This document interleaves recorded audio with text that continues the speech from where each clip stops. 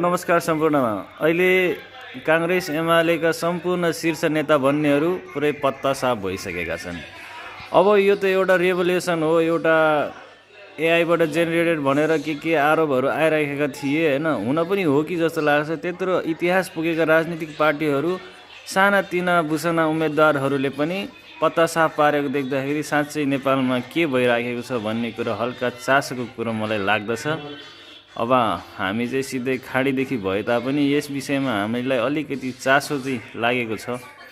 कसरी हुन सक्यो यति ऐतिहासिक पार्टीहरू एकैचोटि मामुली रासोपाका उम्मेदवारहरूसँग यो पत्ता साफै हुनुपर्ने अवस्था कसरी आयो भन्ने कुरो यो पछि विश्लेषण गर्नु पर्ला।